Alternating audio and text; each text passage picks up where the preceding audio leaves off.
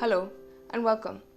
Today, let's talk about thyroid disorders. Now, the reason to talk about thyroid disorders is they are one of the most common endocrine disorders that doctors usually encounter, and it warrants to be well understood by most people. Before we get into the disorders of thyroid, I do want to get into a little bit of understanding of what is thyroid. Now, thyroid is a gland that's present at the base of your neck. It's present in both males and females, and it produces hormones, two major hormones, T3 and T4.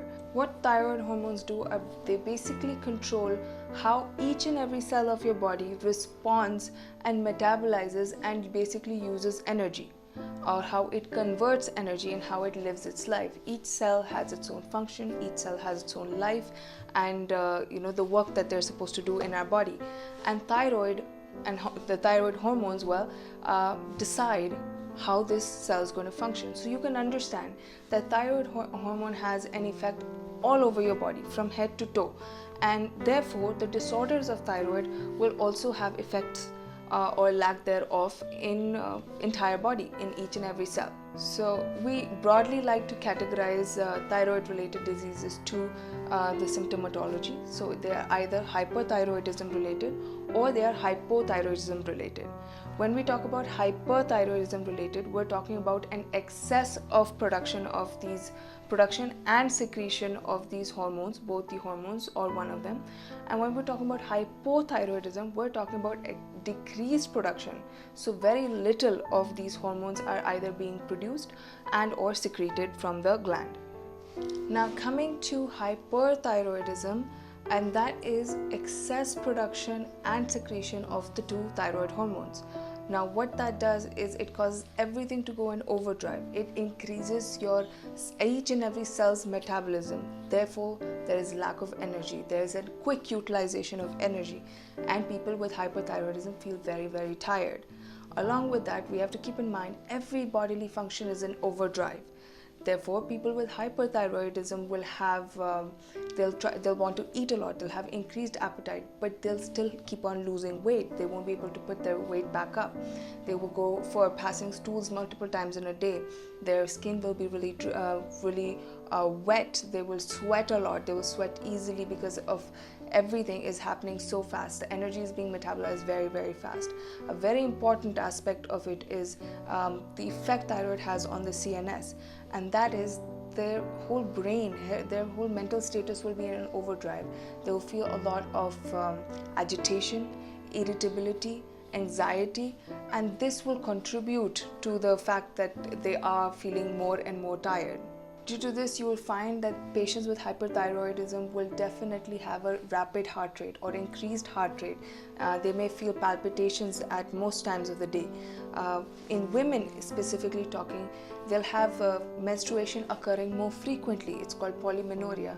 That means a menstruation will start happening at a much more frequent interval than it did before when they weren't diagnosed with hyperthyroidism.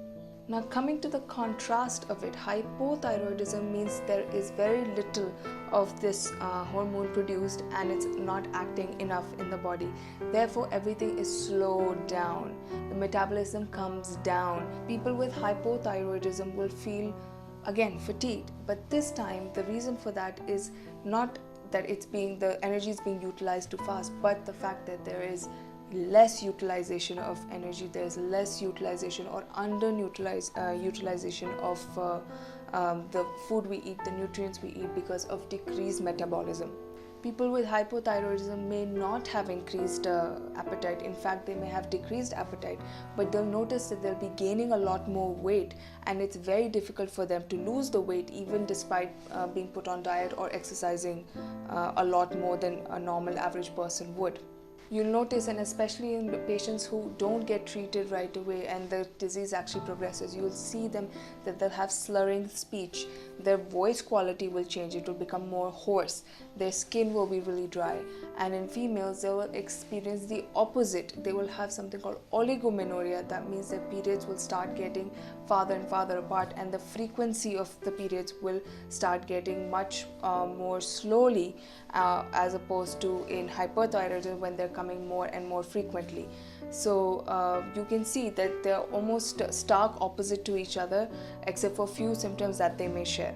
Similar effect will happen on their GI symptoms, and they will actually end up having constipation. They will have problems with their bowels, and in terms of the effects on CNS, they will have the opposite, or slowing down, numbing symptoms. They may go through depression. They may feel really, really low, and it's because the thyroid is simply not enough in their body. Now, please bear in mind, I have told you simply the two broadly categorized way of understanding thyroid disorders.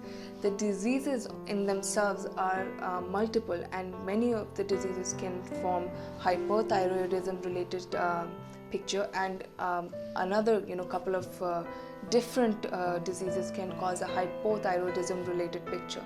It is very important that wherever you are and you are experiencing any of the spectrum of the symptoms, please do go visit a doctor and have them check you out, have them run the blood tests, and you are in your rights to ask them to explain what you have, to get a better understanding why you are experiencing what you're experiencing. All this talk about hyper and hypothyroidism and what can we do to treat it.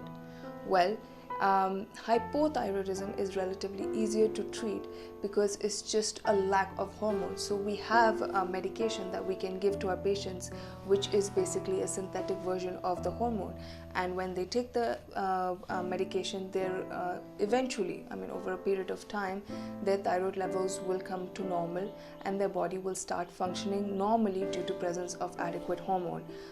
For such patients, they will need to be monitored for every 6 months, every year, to ensure that their levels are still well within the range and their body is working completely fine. But when we come to hyperthyroidism, here's the catch. It's very important to understand what is causing the hyperthyroidism, and that will dictate the kind of treatment protocol that we have. There are medications available to treat or to reduce the production and secretion of thyroid hormone, therefore bringing it to a normal level. But there are other options like radioactive iodine and even surgery in some cases.